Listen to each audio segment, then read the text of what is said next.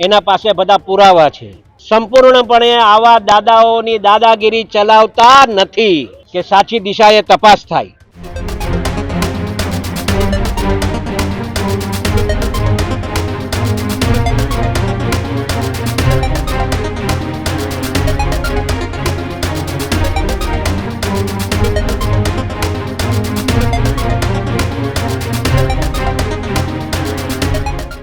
મેં નવનીતને સાંભળ્યો છે, એના પાસે બધા પુરાવા છે। માત્ર ને માત્ર મારું આટલું જ કહેવાનું થાય છે।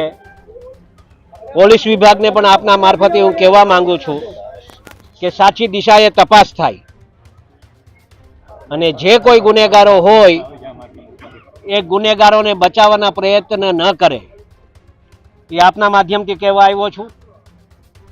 જે કાંઈ બનાવ બન્યો છે એને સખ્ત શબ્દોમાં હું વખોડી કાઢું છું। ક્યારેક પણ કોઈ સમાજ, આખો સમાજ અસામાજિક નથી હોતો, વ્યક્તિઓ અસામાજિક હોય છે। અને આ સમાજ માટે હું કહેવા માંગીશ કે અમારા ડેપ્યુટી મુખ્યમંત્રી સાહેબ હોય, અમારા સીએમ સાહેબ હોય, સંપૂર્ણપણે આવા દાદાઓની દાદાગીરી ચલાવતા નથી। અને મને વિશ્વાસ છે કે આ સમાજને સંપૂર્ણપણે ન્યાય મળશે, નવનીતને ન્યાય મળશે।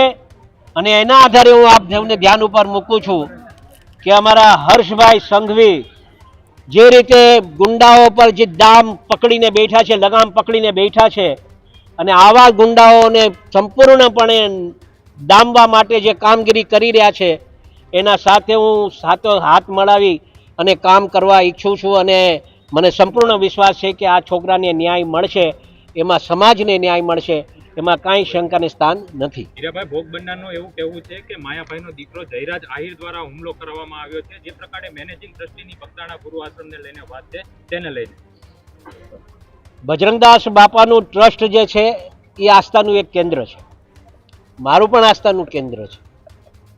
ટ્રસ્ટીઓ બાબતની વાતમાં મને ખ્યાલ નથી કેટલી ટ્રસ્ટીઓની મતલબ ટ્રસ્ટીઓ બાબતની શું વિષય છે, પણ જે આ વિષય જે આને મારી અને જે વિડીયો બનાવ્યો, વિડીયો બનાવી શું સાબિત કરવા માંગે છે? એમ એક દહેશતનો માહોલ સાબિત કરવા માંગે છે। આ વિડીયો બનાવી કોના સાથે વાત ચાલુ હતી એની સંપૂર્ણપણે તપાસ થવી જોઈએ। જો આ સાચી દિશામાં તપાસ થાય તો હું માનું છું કે આ છોકરાની જે આશા લઈને બેઠો છે એને ન્યાય મળે એવું મારું કારણ કાઢવું છે। ભોગ બનનારને મળ્યા તો આપને કોનું કહ્યું કે કોના દ્વારા હુમલો કરવામાં આવ્યો હતો?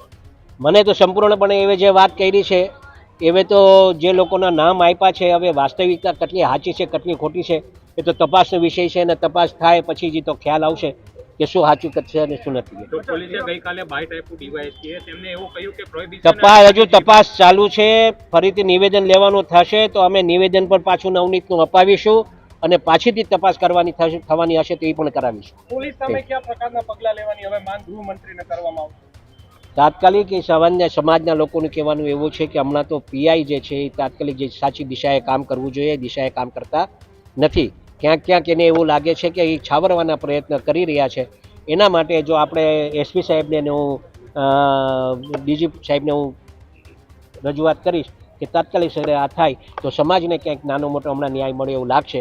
બાકી સોમવારે અમે જવાના છીએ ત્યારે હર્ષભાઈ સાથે વાત કરીશું। અવારનવાર કોળી સમાજ ઉપર જે હુમલાની ઘટનાઓ બનતી હોય છે, આપ કઈ રીતે? અને આપના માધ્યમથી એ પણ હું કહેવા માંગુ છું મિત્રો કે ભવિષ્યમાં આવી કોળી સમાજ પર ક્યારે આવો અન્યાય ન થાય એના તકેદારી રાખવા માટે પણ આજે અમે આખો સમાજ અહીંયા ભેગો થયો છે। આવતા દિવસોમાં અમે રજૂઆત કરી અને હોમ મિનિસ્ટર સાહેબ હોય, સીએમ સાહેબ હોય, બધાને રજૂઆત કરી અને કોળી સમાજને ન્યાય મળે એ દિશાએ કામ કરશું। ભાઈ, મહુવા ડીવાયએસપી છે રીમાબા ઝાલા, તેમનું કહેવું છે કે હમણાં બાતમી આપતા હતા, તેવી બાતમીની કોઈ વાત એ કોઈ ખોટી વાત છે, બધી ખોટી વાત છે। મેં અમને છોકરાઓ પાસે જાણ્યું, નવનીત પાસે જાણ્યું, એ પોલીસ સ્ટેશન અલગ છે, આ પોલીસ સ્ટેશન અલગ છે, આના સાથે કાંઈ લેવા દેવા છે જ નહીં। આ કોના સગા સંબંધીઓ થાય છે, કોણ છે, હું છે, હું નહીં, એ તપાસનો વિષય છે। એ થાય પછી સાચી હકીકત બહાર આવે। ડીવાયએસપી શા માટે આ પ્રકારની કાલે પ્રેસ કોન્ફરન્સ યોજી હશે? એ તો હવે એનો તપાસનો વિષય છે, એને જે તપાસમાં એને ધ્યાન ઉપર જે આવ્યું એ ધ્યાન ઉપર મૂક્યો હશે।